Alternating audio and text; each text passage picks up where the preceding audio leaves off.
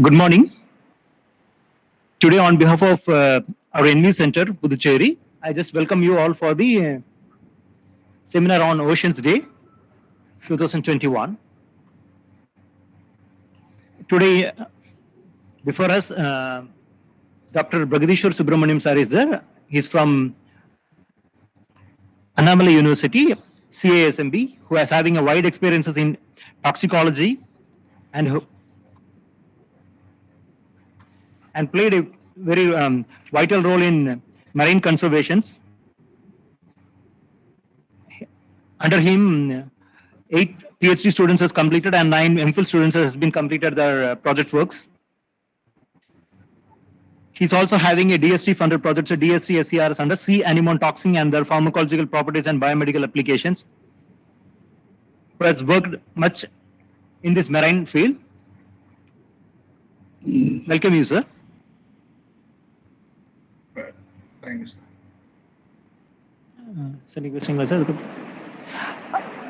Now I just pass on the mic to the Senior Scientific Officer, Dr. S. Sagai Alfred, to give his welcome speech.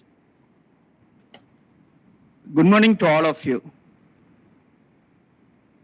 and a very happy morning.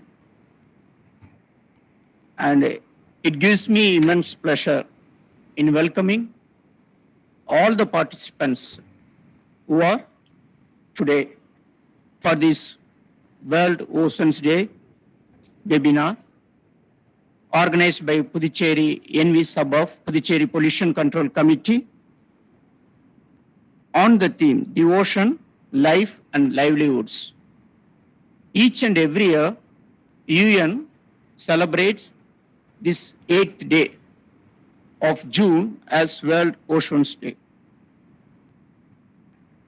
And everyone is aware of the problem the coastal stretches are facing, as well as the biodiversity that thrives on this coastal ecosystem livelihood, as well as the livelihoods of the various people who depend on it.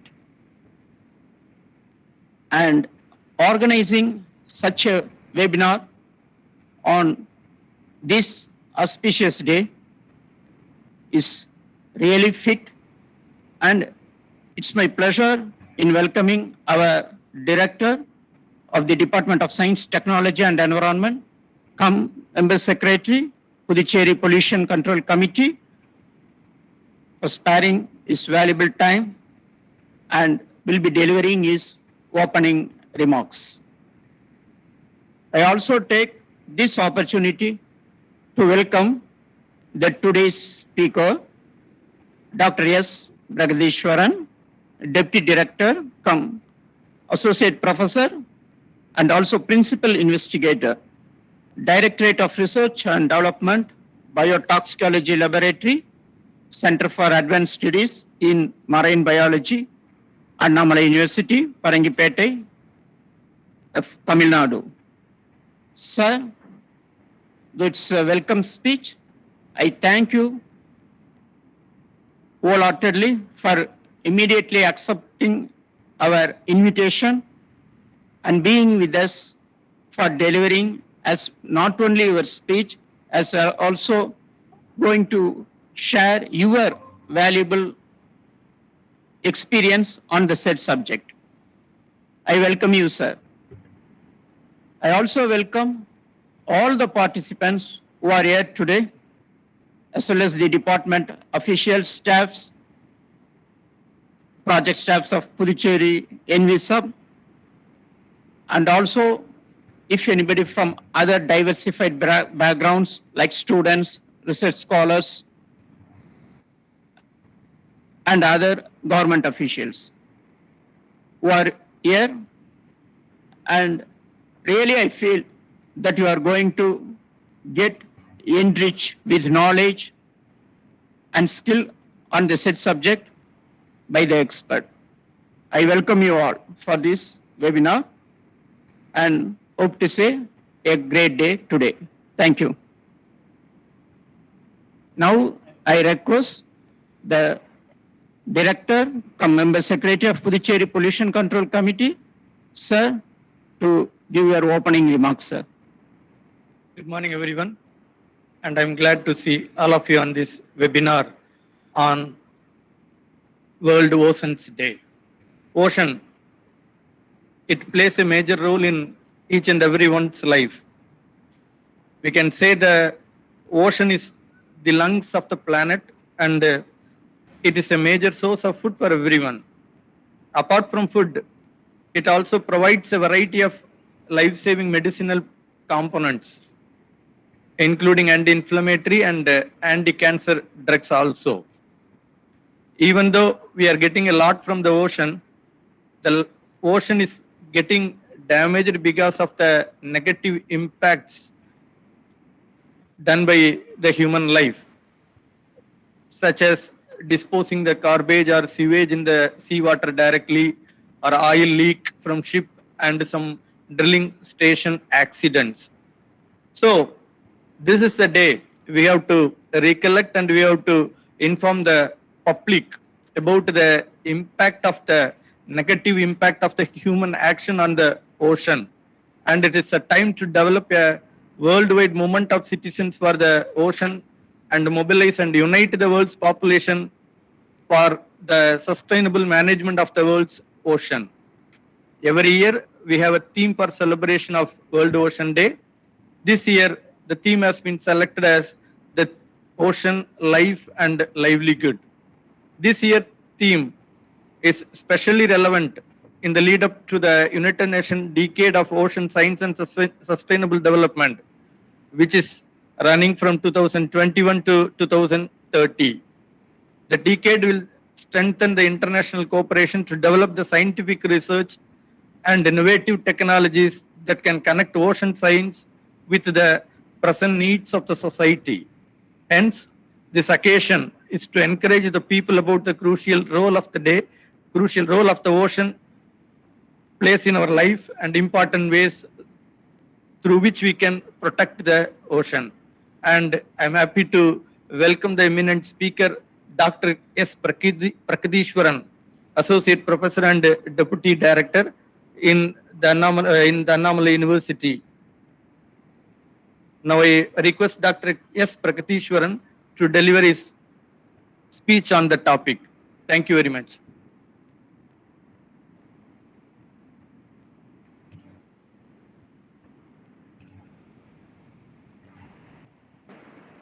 Is it audible, sir? It is visible, sir. We couldn't see your screen, sir. I hope. So kindly present your screen, sir. Sir, now that my presentation is visible, everyone? No, sir. No, sir. No, sir. Not yet, sir.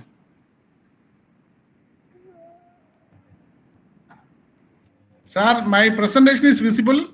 No, sir. It's not visible. Okay. Very good morning to one and all. First of all, I thank to this Envy Center, Pondicherry Endowment Board and the Ministry of Environment Forest for inviting me as a resource person for this today webinar on the Ocean Day. The title of the day presentation is The Ocean, Life and Livelihood. First of all, I thank to Dr. Biju for the invitation and other supporting staff of the Envys Pondicherry. That Ocean Day, the International Ocean Day, we are celebrating since the last 1 decade. Actually, that United Nations General Assembly designated on 8th June every year for the International Ocean Day. Actually, this in 1992, the UN General Assembly, the meeting held in Rio de Janeiro, where they were proposed. So, Doctor, sir, excuse me, sir. So, can you present it in a full view? Yeah. Presentation. Okay. Yeah. Yeah, this Now it's actually okay, this sir. Now it's okay. Now it's okay, sir. it was initiated.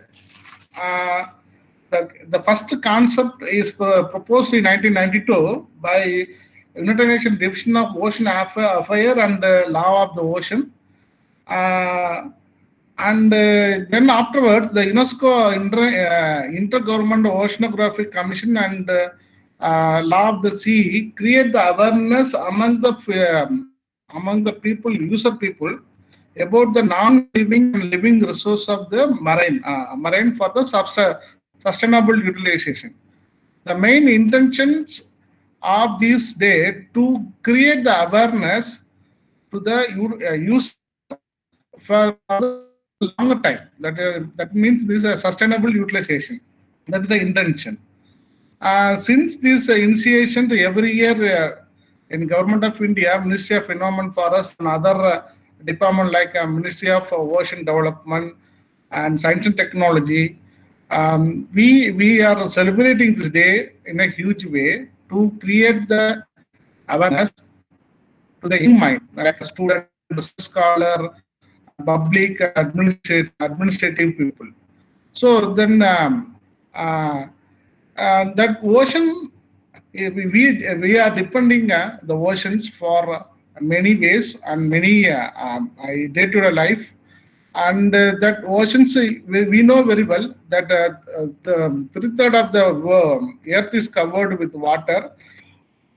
Then almost 71% of the biodiversity live in this aquatic system in marine and freshwater ecosystem. And that flora and fauna is unidentified. Probably more than 5 million species lives in the ocean itself. And the 50% of the human life, it is mostly located on the shore of the seas, like Chennai, Mumbai, Visakhapatnam, Kochi.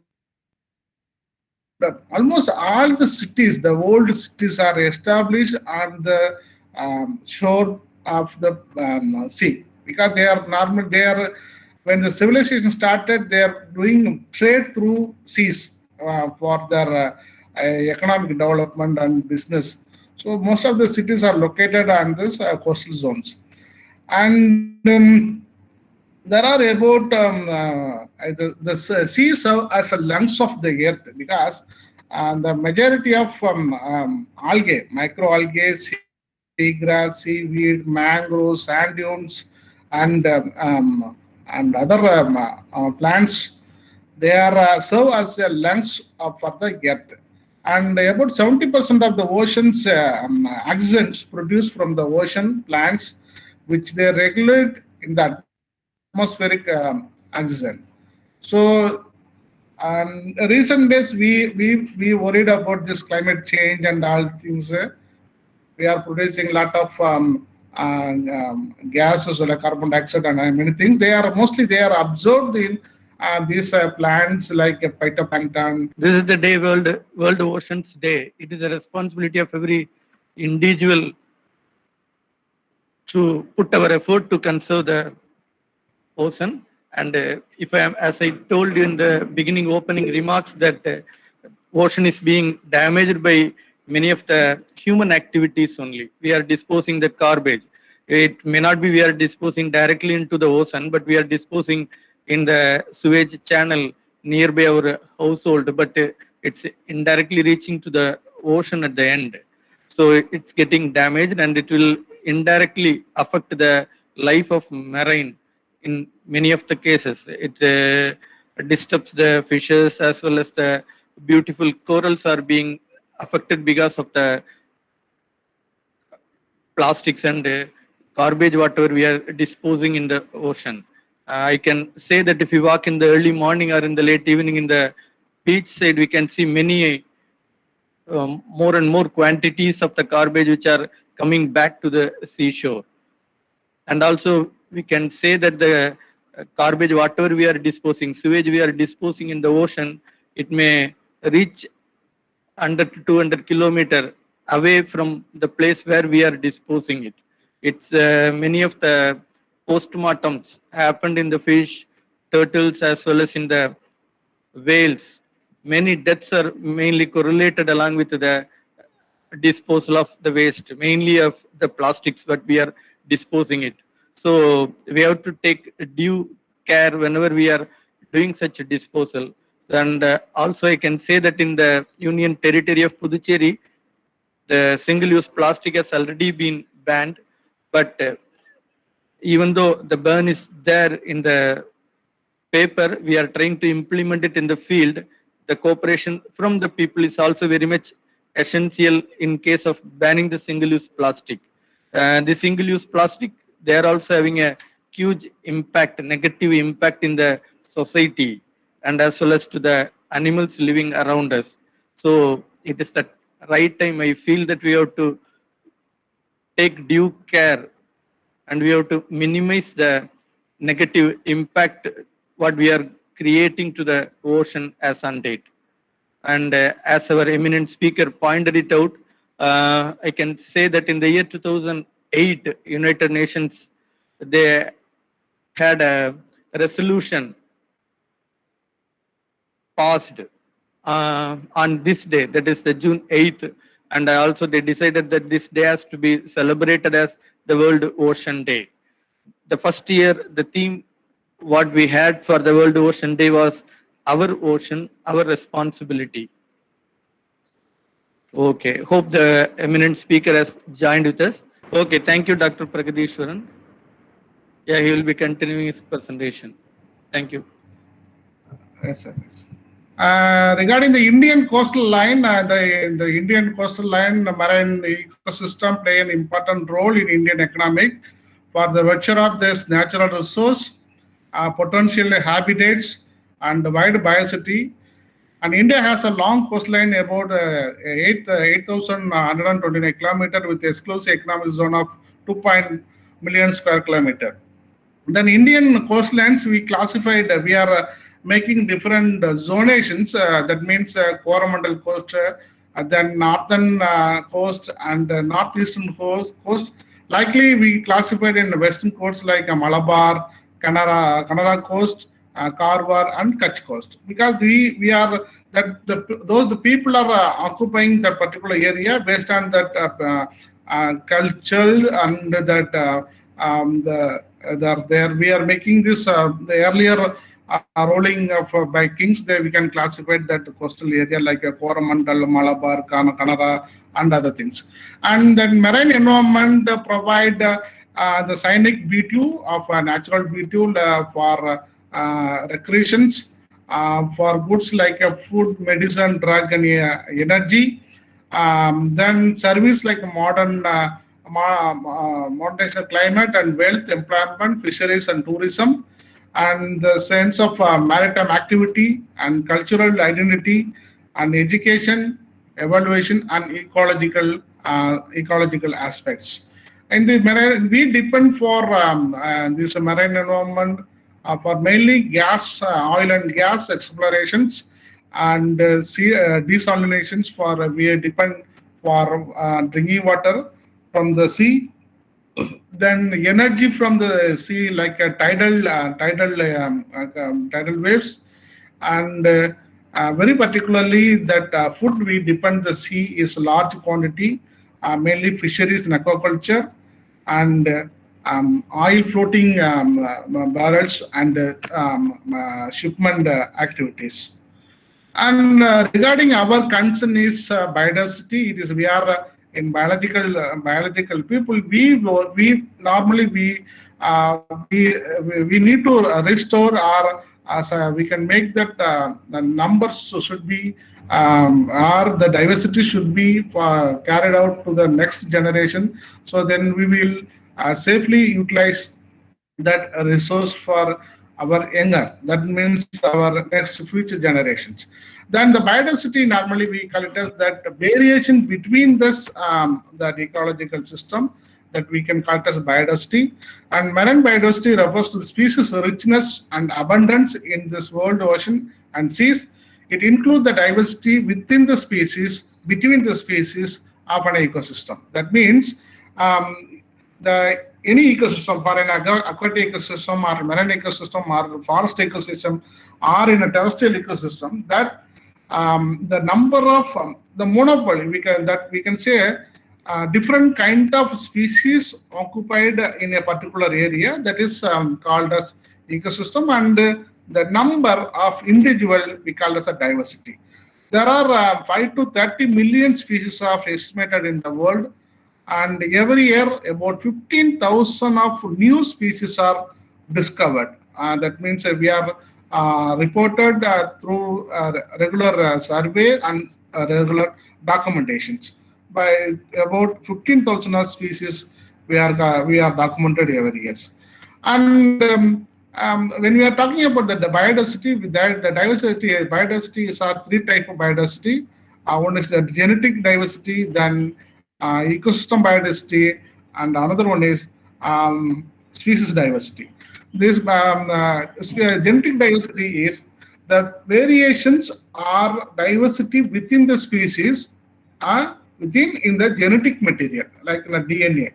So normally when you are seeing in externally, you feel that it is almost same. But when you are doing in molecular studies or the variation in the genetic level, genetic material, it may be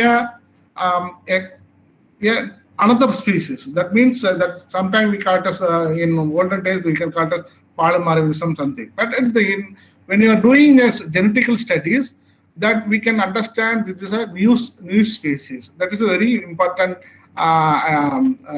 scientific approach for the taxonomical conclusion of any species. So it helps the specimen or evaluation of new species. Sometimes we cannot say by externally that the both are same. Some we need to we can go into the beyond to the conventional taxonomy. We need to add the molecular study, then we can understand that exactly that what is the DNA, that is a DNA basis, so that we can understand that as different kind of species. But we cannot conclude in the external morphological characters, but morphological and meristic character. But we can go for a DNA things. And it is very useful to adaptation of changes in environmental parameter, because recent time these environmental parameters are influence the distribution of this organism in a ecosystem. So the slight variation of any external parameter like temperature, salinity, density, whatever that external parameter influence, the species may migrated or may disappear from the particular ecosystem. These are mainly for the ecological environmental conditions. So that is a genetic diversity. And second one is the species diversity. We can describe the variety in the number and abundance in the species within a region, in a particular region. So in this particular region, that number of variety of species that we can call it a species diversity. In accurately, they determine the species diversity, both species richness and the number of different species, and the relative abundance, which is number individual with each species, must be considered for the evaluation, but for the assessment. Okay, so the species richness depend upon largely on the climatic condition and the favorable environmental parameter that animal can enjoy. They can prefer the climatic condition for the longer duration for the keeping the environment for the particular area, entire particular area.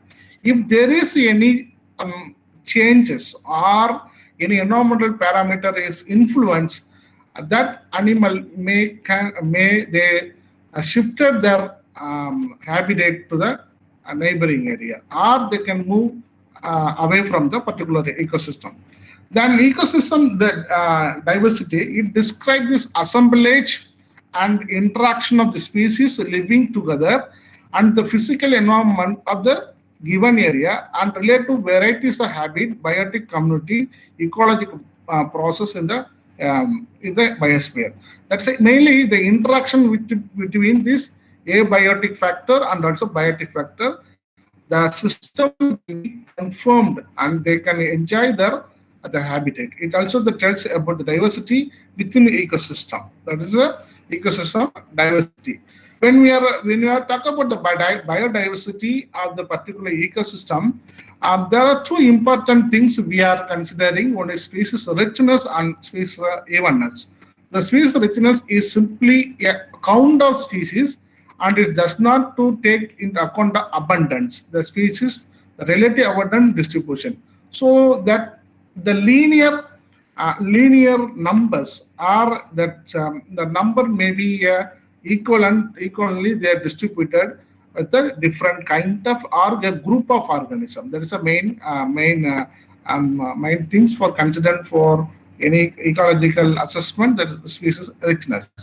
And another one is the measuring evenness, the distribution of organism in the ecosystem in evenly, and it is all the species can contribute the number in equally. So that is called evenness. It is both we are considered for any assessment of any ecosystem, that evenness and richness, it is really an indicator for the good environmental condition, any ecosystem. And regarding marine organisms, there are about 13,000 marine species are recorded in India, Indian continent, and about 844 species of marine algae, including seaweed, and it belongs to 217 genera and 14 species of sea grasses, and 69 species of mangroves are reported from the Indian seas. Then both Bay of Bengal and Western and Arabian Sea, and probably that amphibians not present in the estuarine or marine system. And the dominant dominant group of that's called nekton, that is a free swimming organism like a fish, other crustaceans, mollusks and reptiles and mammals. They are a dominant and the dominant group, and especially the fishes. In fishes, there we can normally the fishes in the fisheries sector we classified into pelagic fishery and demersal fishery and oceanic. In pelagic, normally that the people we go in EEZ zone, then they are doing in a normal. And oceanic form, that's normally that beyond the international border, people can go there for getting fishes and all things. And in fishes, about in total to 20,000 of fishes were reported. Among that, 400 species occur in Indian Ocean, and 18,000 species were reported in Indian seas. In reptiles, including snakes and turtle and crocodiles, they are important in this nectonic group. And in worldwide, about 50 species, 50 sea snakes, and 7 turtles are respectively they are identified and reported. And in India, there are 5 sea turtles were reported around Indian seas, and they are coming to India for nesting. Mostly they are coming to India for nesting during that post-monsoon season in Bay of Bengal, and they are traveling more than 5,000 kilometers from Australian waters through Sri Lanka, and moves to Orissa coast, Bidaranika and Gagirmada Marine Sanctuary for laying eggs. And also there are some sea snakes, they come to land for laying. That is called amphibious sea snakes. Mostly they are in Andaman Lakshadweep Islands. Only laying to Laticoda. There is a species Laticoda colubrina. It is coming to shore for laying eggs only. And the Andaman and Nicobar Islands are serving as a nursery, nesting beaches of leatherback, oxpel, and green turtle. In addition to olive redley, of that for feeding. Andaman Nicobar, they provided very good feeding and breeding grounds for the turtles. And the links between biodiversity and livelihood options from the marine, it is mainly food security, that it is provide very good protein supplementary. We are mainly for fishery product from the sea, and it reduces the risk of face of increasing uncertainty. Now it's food that we are depending the marine for food, and we are alternatively thinking over that we can make that fisheries through the aquaculture and mariculture and other type of culturing to enhance the contribution of food to food security to meet the future challenges in feeding and growing human populations. And there are some vulnerability to life, economic loss of mangrove forests and coral reef. And there are 7,000 species of plant and several hundreds of animals we are cultivating for human consumption by traditional community, and also 200 and more species for exploitation for marine fishery and for that. And in India, we are depend these seas for fish and aquaculture development. There are traditional fishery and modern fisheries. There are developments by 5-year plan by the government of India. They developed a research institute and also funding agency to promote these fisheries and aquaculture. In especially that by MPDA, Marine Product Development Authority, Act 1972, they promote the market promotion, capture fisheries, culture fisheries, processing infrastructure, value addition, quality control, research and development. So that it is the way of increasing the demand and supply for the fishery product. In this economic development, financial contribution of this marine and fisheries aquaculture, it is globally we are in third and aquaculture in third, because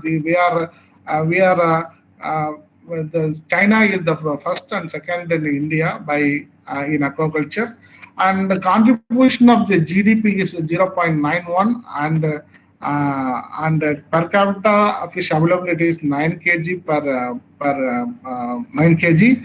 And annual export earning is $45.1 million. And the employment sector is 14 million people are involved in this fishery sector.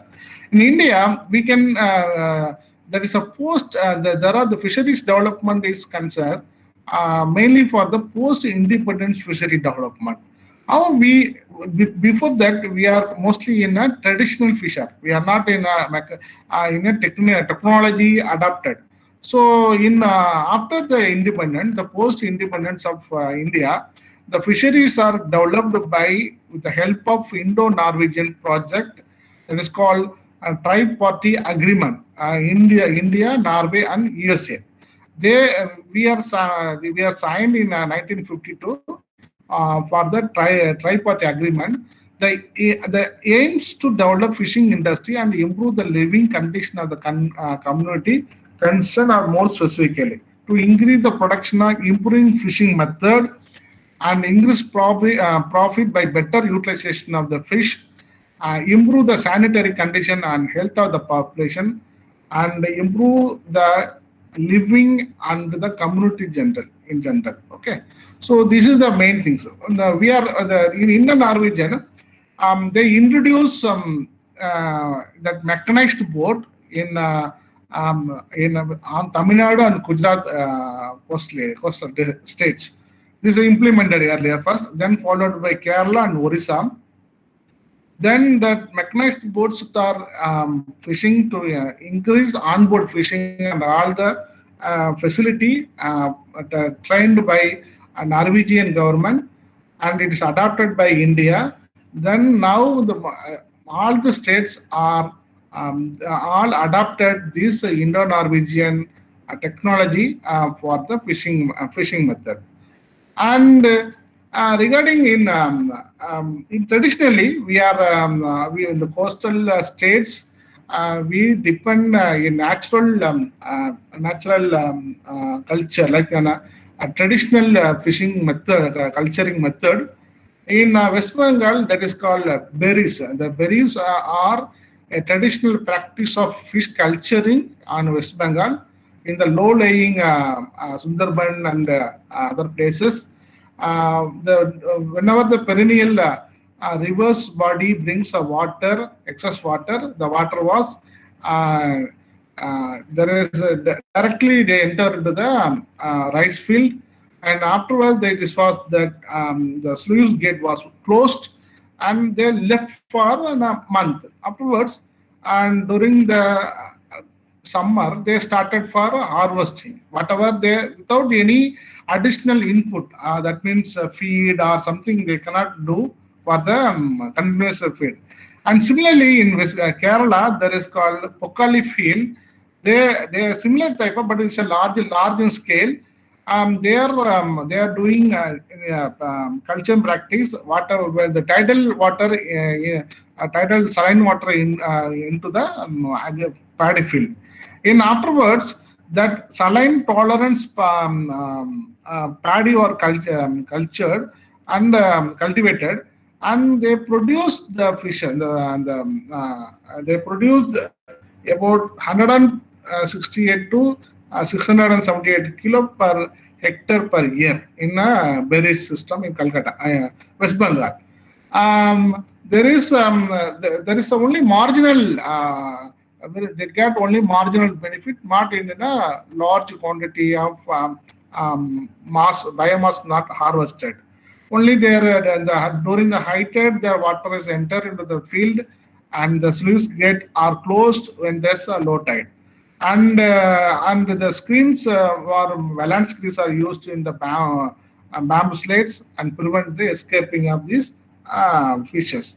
But this is a traditional way they are doing the fish culture and aquaculture.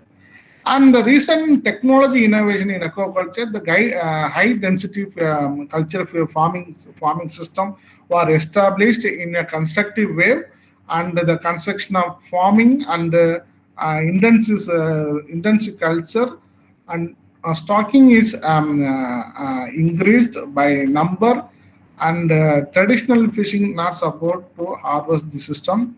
And also the institutions are the technology are developed by national institute like SVM, Parai, and SIBA and SIFA.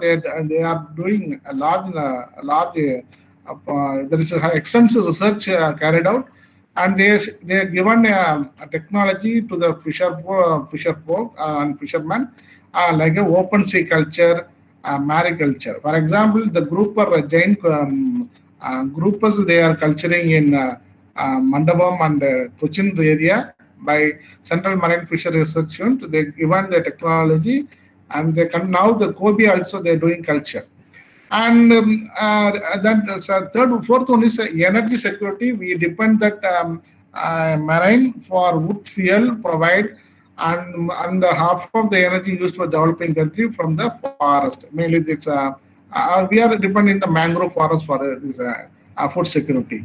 And another the new technology that is called tidal energy, and that the turbines are fixed underwater, and it can the turbine is tidal electricity through the tidal waves. Tidal energy.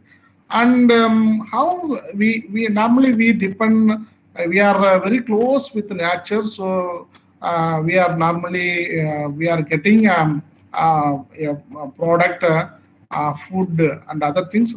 Now the people are collecting honey from the mangroves. So that mangrove plant, honey hips are kept in that, and they collected the honey from the mangrove regions and another thing. And another one is the social relation, the spiritual and the religious values of the ecosystem are the components such as tree, hills, river, and groves. In very interesting this, in Chidambaram, where I was, there is a temple, a Nataraja temple. that the Tallavisham of the temple is Tillai. That Tillai Maram, that is called Mangrove Exocora aglocha. That marams, that trees is a holy tree, that is the temple tree. If you have a chance to visit the Chidambaram temple, when they are continue the puja, they can show something and close the screen and they open during the puja. That the golden trees are Exakala Agalocha. Actually, that Chidambaram, it is earlier called as Tillai Vanam. That is so that is earlier it became sometime in that previously it may be a mangrove forest, and very close to the Chidambaram is called Pichavaram. That there are very the luxuriant mangroves, mangrove forest is there. And another one is the biodiversity and livelihood options is tourism, the ecotourism, and it is a fast-growing segments of tourism in worldwide. And in India we have that very good tourism options in Andaman Nicobar Islands and Lakshadweep Islands. That because this the fragile coral ecosystem, the people can attract the colorful and clean water and very good environment to see the marine beauty. So the people are now very much interested to go these two places. And another one is the drug from the sea. There are already then Japan, they have developed a commercial drugs for that is a insecticide from Nereis. Nereis, it is Nereis Annelida family. That is called Neritoxin. It is commercially product is poured on. It is using for in the rice field for the wood rice stump for reducing some borer, and also soya bean. And there is a very good there is in molecular biology we are using PCR machine, that is polymerase chain reaction. In that there is a Taq polymerase.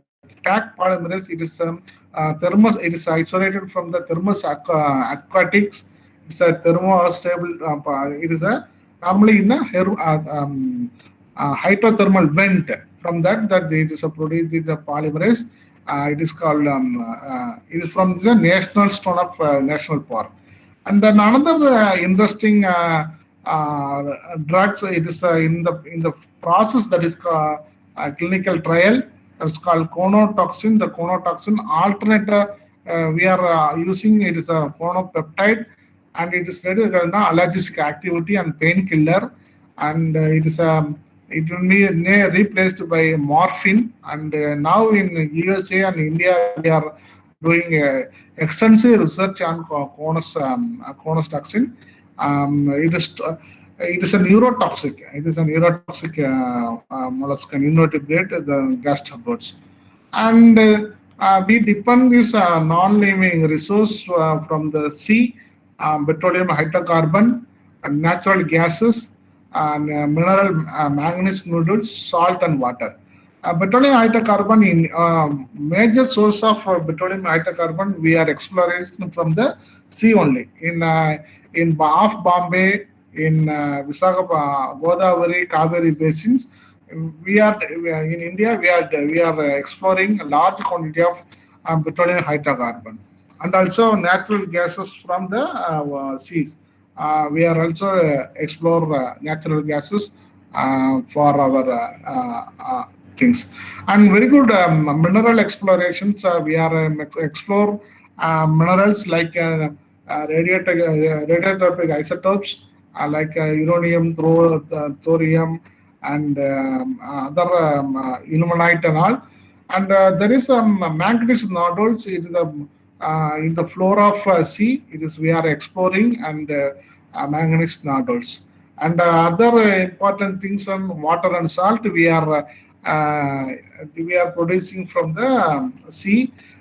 Most of that island countries are depending this desalination plan for drinking water and other purpose.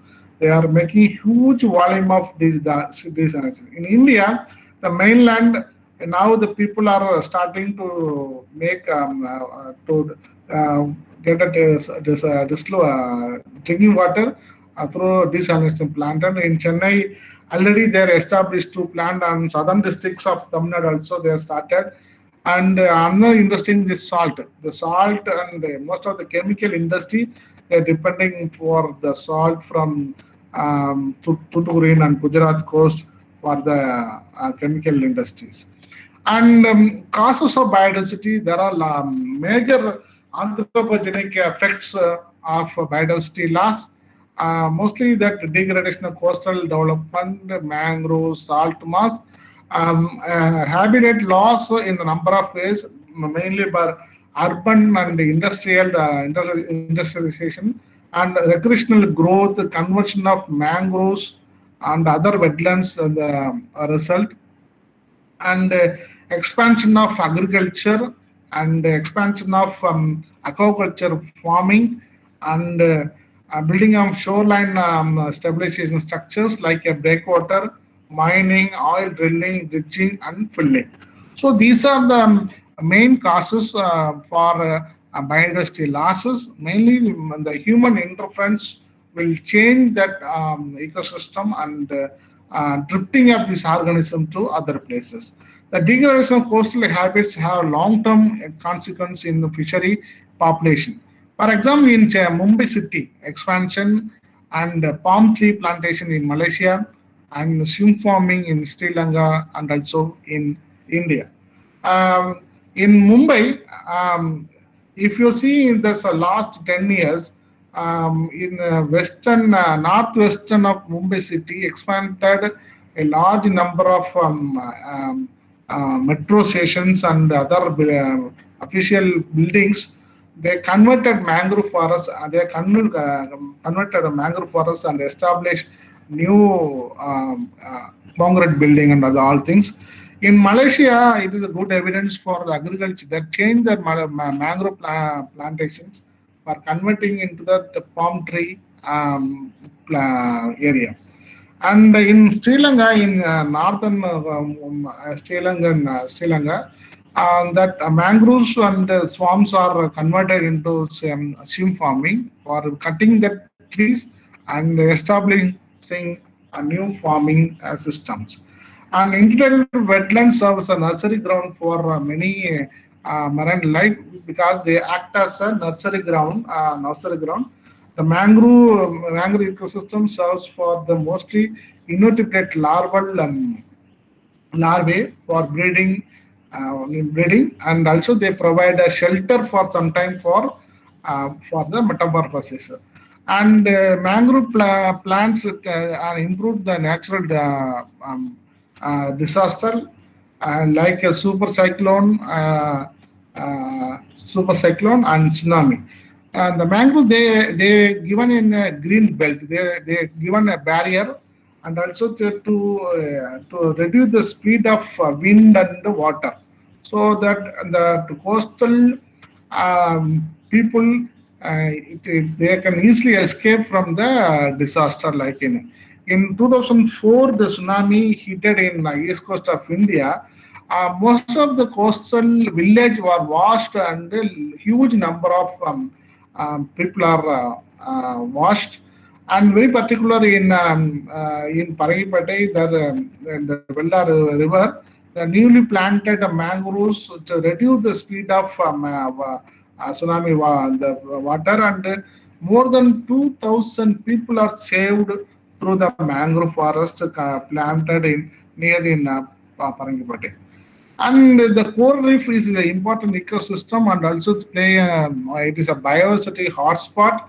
And India, we are declared in Gulf of Mannar Biosphere, Andaman, Lakshadweep, Gulf of Kutch, and other places because there are mangrove. There's a coral patches.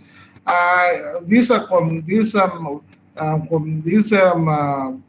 coral, they are continuously observing atmospheric carbon dioxide for carbon sequestration, and in globally in 33% of the mangrove corals are now very danger to extinction because a large number of bleaching, coral bleaching is occurred in most of the coral area.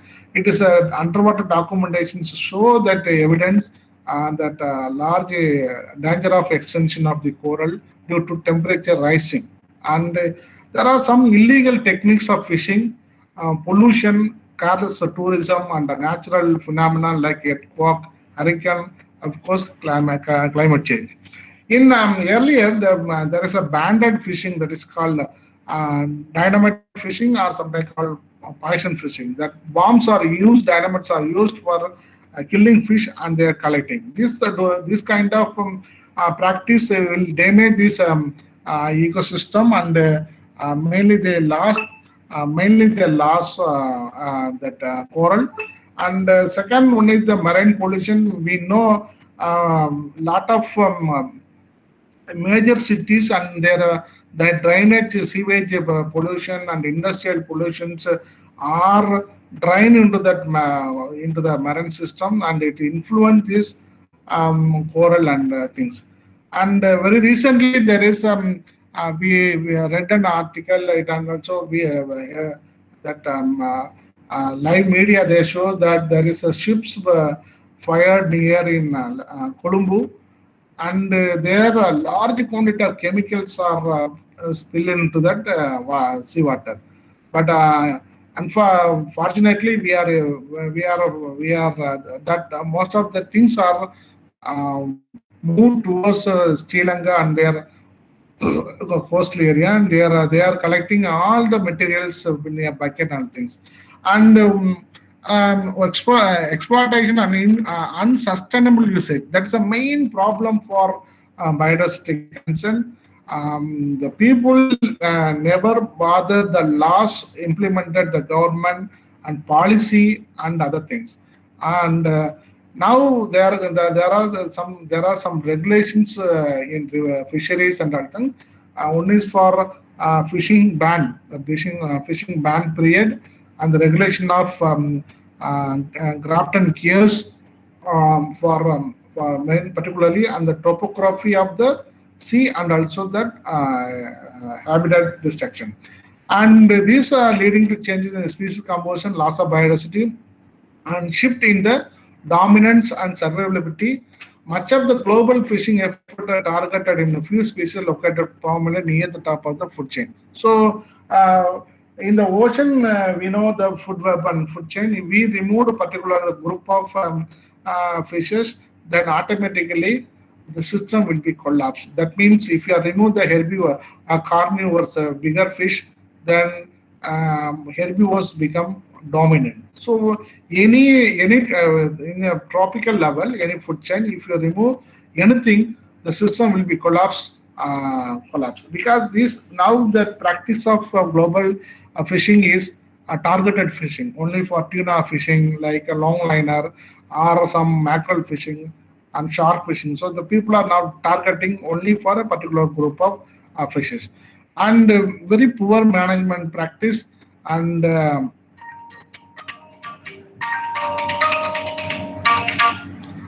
very poor management and over exploitation of most of the marine species. And fish biodiversity loss and livelihood, the rapid large-scale global extinction of species, it is 87%, and the balancing mechanism can develop. Industrialization of fishing is contribute importantly mass extinction. That means now the international shipping method, that means onboard fishing vessels are enter into that continental area, and then started for continuous fishing. So then mass will be mass fishing is taken, so the biodiversity getting reduced, and sometimes the loss of predatory fishes is imbalance of marine ecology. That is the main problem for in the food chain. And another cause destruction of coral reef, and cause the combination of global warming and damage of fishing tools. When the destruction of coral reef, automatically the coastal saline intrusion, that means saline intrusions are taken place. Most of the coastal cities now, the groundwater is saline water. Mostly they become saline water is mainly due to coral reef destruction. And another, this is a important one is the biopiracy. It is unfair application. People are taking organism from one country or one continent to other continent for the genetic resource or development of drugs, or they can use the traditional knowledge, but without their the source of knowledge, the people taken from the technology or the knowledge from the one continent for the patent purpose. So it is called a biopiracy. So, for example, the indigenous technology and medicinal plant for the patenting for medical companies without the recognition of the particular area. That's called invented but patenter. So this is the indigenous community like at tribals are not saved through this biopiracy because the people are taking the technology or the knowledge from the tribals.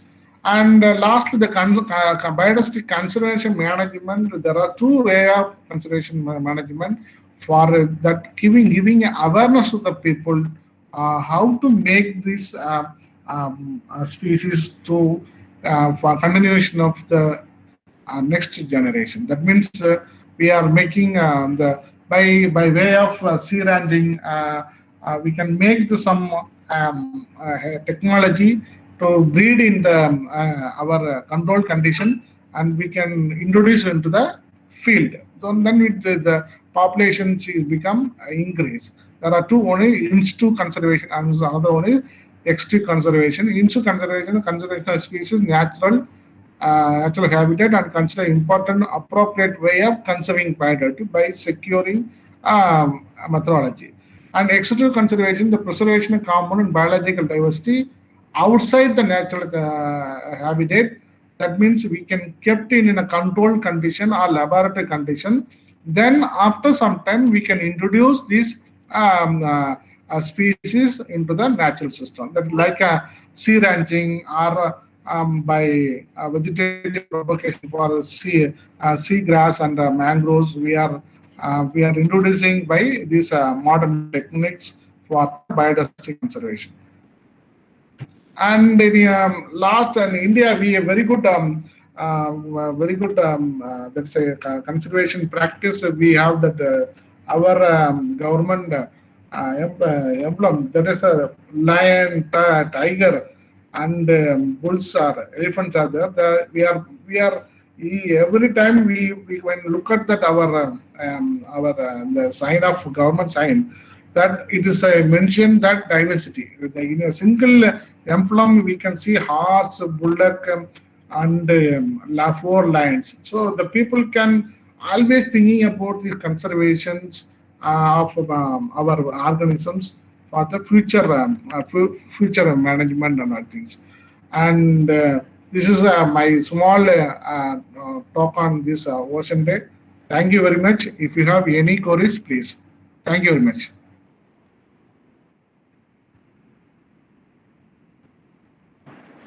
Dear participants, if you're having any queries to Dr. Sir, kindly post it in the chat box, or you can just ask him.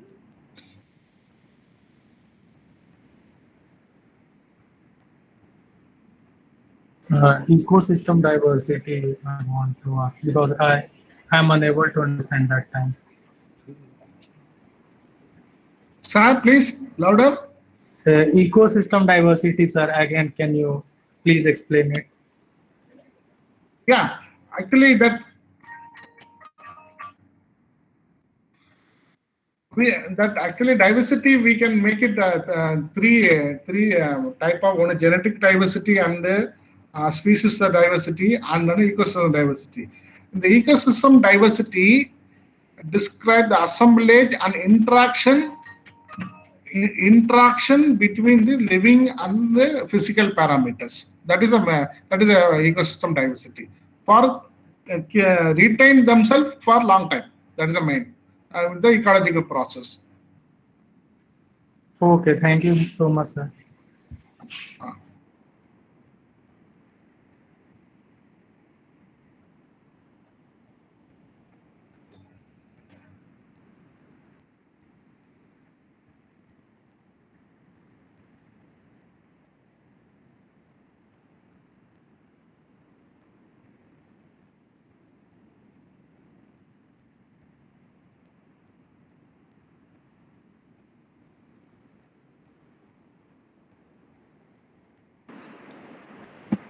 In case if there is no specific questions to the Dr. Sir, then we may proceed to the final event, Thanksgiving event.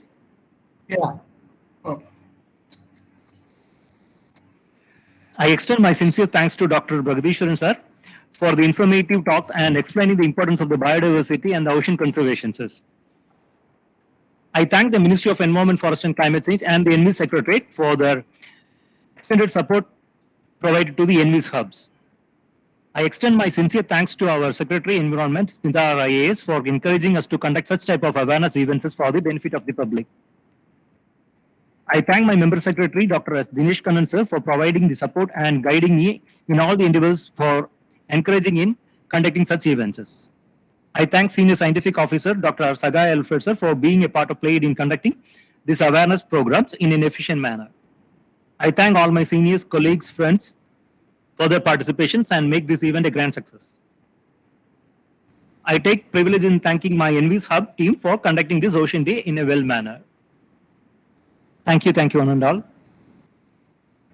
Thank you, Bragadishwaran sir. Once and thank you, sir, for inviting this, giving me opportunity to deliver this talk on this great day and Ocean Day. Once again, I thank this NVIS Pondicherry Ministry of Environment, Forest, Pollution Control Board for your invitation and also the ministry, authorities of the Ministry of Environment, Forest. Thank you very much, sir. thank you, sir. Thank you so much.